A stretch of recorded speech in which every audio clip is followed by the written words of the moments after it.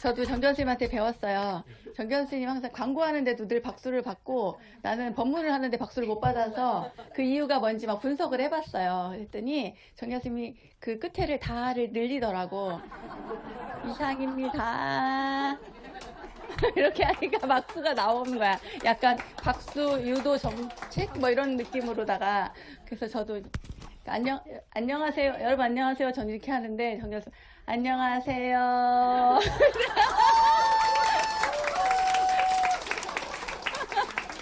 나름 터득했어요, 저도. 그래서 다른 데 가서도 써먹어야겠어요, 이거를. 네. 별일 없으셨어요? 네. 고기는 왜 이렇게 어둡지? 불 켜져 있는데. 네.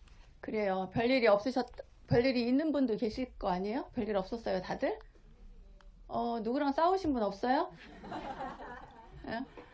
아들이랑 누구랑 안 싸웠어요? 도연이한테 물어봐야지. 도연아, 너는 안 싸웠어? 그동안? 절에 오기 전에?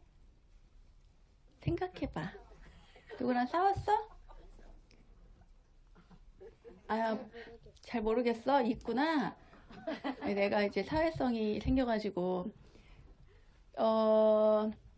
집에는 뭐 고장난 거 없고? 너네 집 고장난 거 뭐 없어? 잘 살펴야지. 너는 아들이니까. 응? 혼잔데. 엄마가 설거지하는데 뭐 고장난 거나 깨거나 이런 거 없었어? 아, 아빠한테 물어봐야 되는구나. 아빠가 뭐 설거지할 때 깨거나 이런 거 없었어? 아, 그래, 됐어, 그러면. 별일이 없었던 걸로. 우리 청룡암에는 별일이 많았어요. 그러니까 지난번에는 수도가 그 세 가지고, 그거를 이제 추석 때부터 이렇게 막 탐지를 해야 되는데, 뭐 모르겠고, 그래가지고, 이제 그 성안거사님, 선일화보살님 다 이제 도와주셔가지고, 뭐 기계들이 와서 막 찾았어요. 찾아서 땅을 파가지고 봤더니 진짜 너무 오래돼가지고, 와, 나는 그 진짜 그 고물 나오는 줄 알았어. 옛날에 그 뭐지? 쇠파이프인데 그 느낌상, 제가 이제 원래 출신이 충청남도 부여 출신이잖아요. 옛날에 땅 파면 저희는 밭 농사 짓다가 막 밭에서 뭐 나오고 막 이랬어요. 막 문화재가 불상 같은 것도 막 나오고. 근데 그게 나오면 밭 농사를 못 짓게 해요, 나라에서. 그러니까 몰래 막 갖다 놓고 백자의 요강단지 쓰고 막 이제 이랬단 말이에요. 아, 죄송, 거짓말이에요. 근데 아무튼 이제 그런 정도로 그게 이제 교유제가 심했어요. 그래서 이제 그때 간간히 우리끼리만, 동네 사람들끼리만 소문으로 알고 있었죠. 어디서 땅 팠는데 문화재가 나왔다더라. 문화재급의 골동품이 나왔다더라. 막 이런 건데, 제가 그러니까 수도가 그 세 가지고 이제 파보니까 그 속에서 진짜 무슨 막 몇천 년 된 것 같은 그런 쇠파이프가 나오는데, 야, 차마 봐줄 수가 없는 거예요. 거기에서 물이 이렇게 뿜어져 나오는 거예요. 분수처럼 물이 뿜어져 나오더라고. 그래서 이제 그거를 잘라가지고 이어주셨어요. 있는 공사를 한번 했거든요. 그러니까 그 공사를 하고 나니까 이제 그 계량기가 멈추더라고. 그전에는 계량기가 24시간 돌아갔어요. 물이 새니까. 네, 수도세도 많이 나오고 그랬어요. 뭐 공사비도 되게 많이 나오고. 그래가지고 이제 우리는 뭘 잘 모르니까, 세속의 일은 잘 모르니까, 그거를 이제 수도사업소에서 그렇게 세면은 대주는 줄 알았어요. 절반 대준다고 소문이 알고 있어가지고, 그런가 보다 하고 이제 달라는 대로 다 줘야지. 그래서 뭐, 괜찮아요. 막 이런 식이었는데, 수도사업소하고 통화를 해보니까, 그거는 못 대주는 거라는 거야. 예, 저희는 일반용이니까 안 대준다는 거예요. 그래가지고, 그냥, 힝! 하고 말았어요. 좋다 말았어. 그런 일이 있었고, 그 뒤에 며칠 전이죠. 며칠 전에 여기 또 수도 꼭지가, 계량기 옆에 꼭지가 또 물이 새는 거예요. 그래서 그것도 이제 공사를 했습니다. 그래가지고 이제 오늘 이 이야기를 겸사겸사 드리는 이유는 이제 지금부터 중요한 이야기를 하려고 그래요. 지금까지의 일은 사실은 그냥 생활에서 일어난 일들이기 때문에 별로 중요하지 않습니다. 수도를 고치건 뭐 이 모든 것들은 이 물질이라고 하는 것은 많이 쓰면 낡고 해지고 구멍도 나고 깨지고 그러기 마련이에요. 인간도 마찬가지잖아요. 그래서 그 이야기는 별로 중요하지 않고 여기서부터의 핵심은 이겁니다. 물이 핵심이에요. 왜 물이 핵심이냐?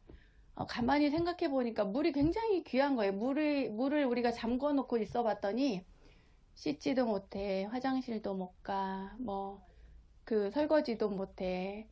물이 굉장히 중요해, 그죠? 근데 이게 물이 뭘 하는가 가만히 보니까 물은 다 깨끗하게 만드는 데 쓰는 거예요. 깨끗하게 만들어. 내 몸을 씻는 것도 나를 깨끗하게 하고 더러움을 제거하죠. 설거지를 하면서 더러움도 제거하고 청소도 하고 이 많은 것들이 물로 다 할 수 있단 말이에요. 근데 가만히 생각해 보면 물로 내 몸을 씻을 수 있지만 내 마음을 씻을 수 있는가 이런 생각이 드는 거예요. 이게 포인트예요. 오늘의 본문의 포인트는. 물이 여러분의 마음을 씻을 수 있나요? 물이 마음을 씻는 걸 경험한 사람 손 들어봐요. 이 중에 경험한 분도 분명히 있을 거라고 보는데 불교에서는 물이 마음을 씻는 게 있을 때도 있어요. 어떤 때냐면 내 몸은 아닌데 부처님의 아기 부처님 관불의식을 하면서 아기 부처님의 그 몸을 씻기잖아요. 물로써 몸을 씻김으로써 나의 그 삼업을 씻는 거야. 그 말은 결국 내 마음을 내 업을 씻는 거니까 나의 신구의 삼업을 씻는 그런 작용을 한단 말이죠. 그래서 제가 이게 뭐가 있을까 생각해 봤더니 천주교에선 세례를 주잖아요. 어제 그 TV를 켰더니 아기를 이렇게 세례를 주는 그런 장면들이 나왔어요. 그래서 보니까 야 이렇게 머리를 이렇게 물로 씻어줌으로써 저 아이에게 세례를 주는데 이럼으로써 저 아이의 영혼이 맑아지는구나 이렇게 믿고 그렇게 하는 거 아니에요, 그죠? 그러니까 물이 하는 역할이 더러움의 제거인데 그것을 마음을 씻는 것으로 작용을 이제 그 인식을 넓혀서 그렇게 행위를 한단 말이죠. 의식을 하는 거죠. 종교적인 의식으로서. 가만 생각해 보면 옛날에 또 우리 칠석날 그 맑은 정화수 한 그릇 장독대에 올려놓고 빌 때도 꼭 씻고 오라고 그랬어요. 어머니가.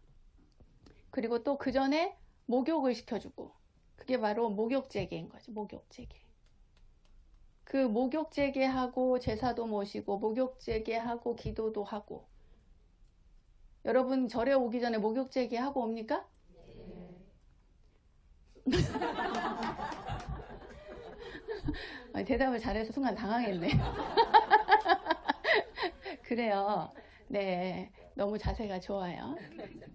목욕제계하고 절에 오는 건 참 좋은 건데 몸도 씻지만 그 물이 내면으로 침투는 못 하잖아요. 내 마음에.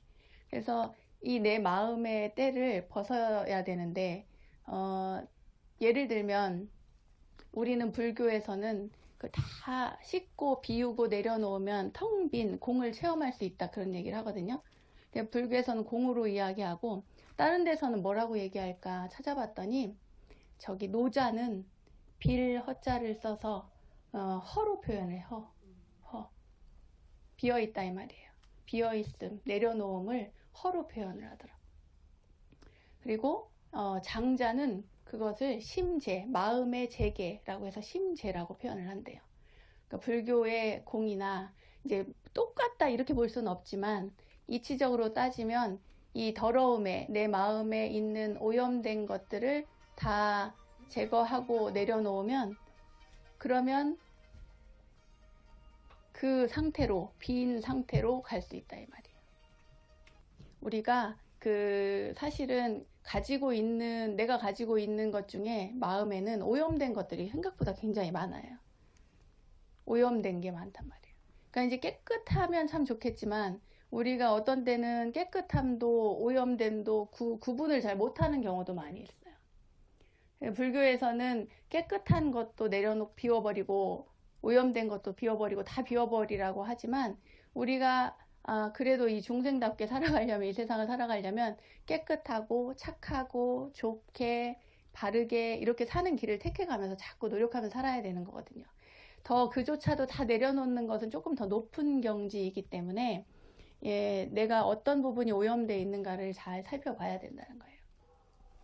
물로써 씻어낼 수 없는 그것을 나는 그럼 어떻게 씻어낼 수 있을까? 이거는 내가 찾아보고 나의 현재 상태를 잘 관찰해 보면 알 수 있다고 그래요. 그러면은 금방 제거할 수 있는 거예요. 가능하겠습니까? 우리 도연이 아빠 고개를 푹 숙이고 있는데 뭔가 오염된 것이 많은 것 같아요? 좀 있는 것 같아요? 너무 대답 좋다. 뭐가 있을지 한 개만 얘기해줘요. 한 개만 얘기해줘요.